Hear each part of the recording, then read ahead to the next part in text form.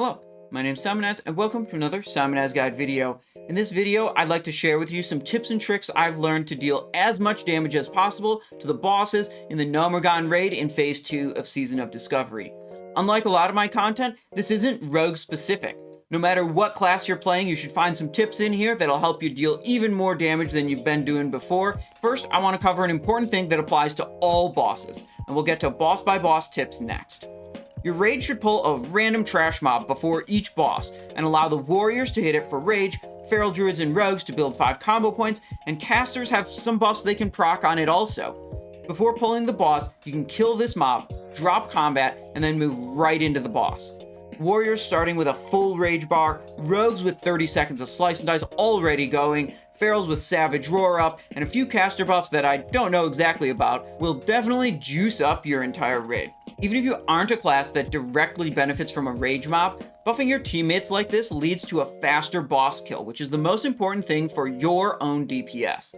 A faster boss kill means you spend a larger percentage of the fight with your powerful helmet cooldown or other class cooldowns active, which boosts up your DPS. On to the specific boss tips, starting with Grubbis. You should have your entire raid positioned up in this tunnel here so you can instantly start attacking when he spawns, because that's when the clock starts ticking for DPS.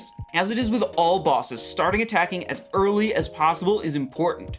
I recommend making a macro starting with /target Grubbis and then /cast whatever your first ability will be, maybe Mutilate or Scorch or Bloodthirst. This helps you attack even faster because a mob that spawns into the world like Grubbis is often attackable a second or so before it's visible, so simply mashing this macro while waiting for the spawn should get you going just a little bit faster. You can see even on Grubbis we had one mob pulled out to allow the rogues and druids to build combo points and the warrior to build rage. The final trash wave before Grubbis spawns includes a radiation cloud, and we kill all but one mob in the cloud, then quickly build rage and combo points on this mob. Another tip for all bosses is to pre-place goblin landmines where you will fight the boss. You can have these ready to go and they will explode as soon as the boss walks over them. With careful timing, you can place one, wait, then pull the boss and be able to use another landmine or dynamite shortly after engaging the boss. For Viscous Fallout, damage dealt to the goo counts towards your damage parse on Warcraft logs. If you have efficient multi-target damage like a warrior's whirlwind, rogue's blade flurry, or a mage's AoE, you should try to do as much of that as you can. If your class does not have a good way to deal damage to multiple targets at once, just ignore the goo and bring the boss down as fast as possible. If any goo transform into desiccated fallout, ideally you'll simply ignore them and kill the boss. But not every group will have enough DPS to be able to ignore the desiccated fallout.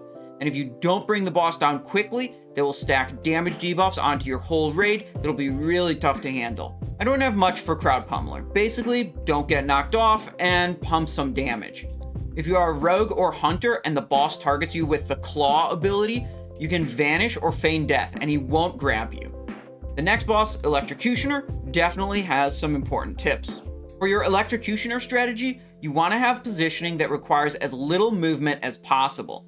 Every time you make your casters and range DPS move, they tend to lose DPS. For a fast kill time, you want minimal movement. I recommend your raid positions like in this graphic shown on screen now. There will be one person in the melee group who moves in or out to control where the static arc goes, either on themselves plus the melee group when the person is far away, or it will go to the range group when the person is standing on top of the melee. It's good to have the static arc person be a healing priest since they can do most of their healing while moving. With this setup, players only move when the knockback happens and for the magnetic pulse lightning debuff.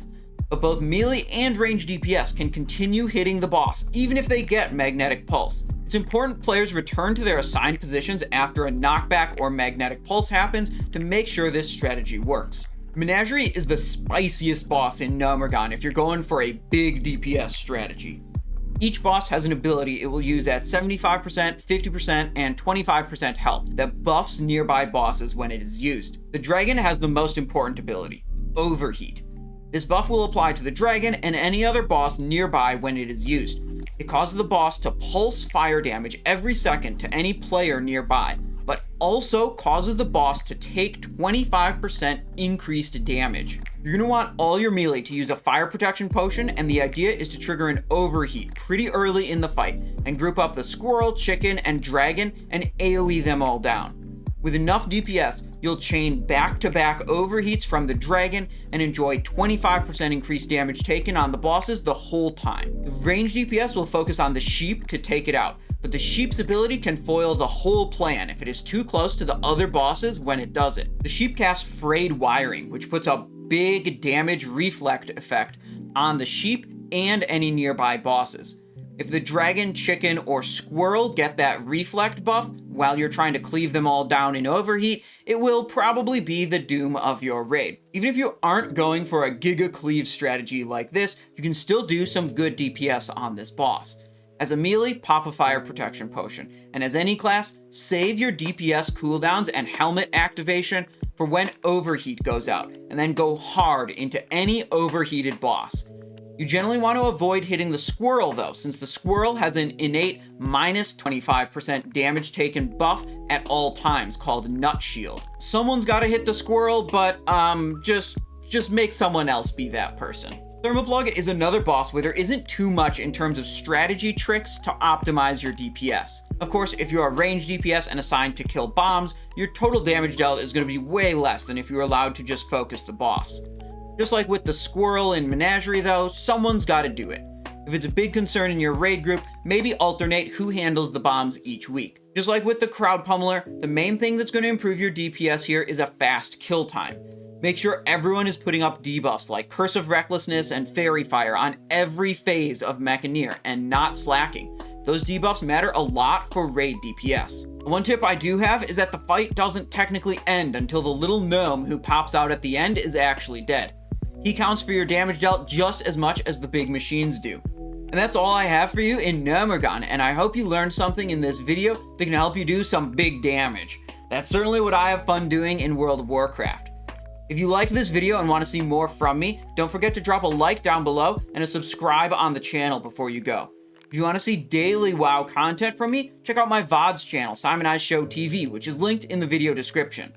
Thank you so much for watching. I hope you're having fun in Season of Discovery, and I hope you have a great day.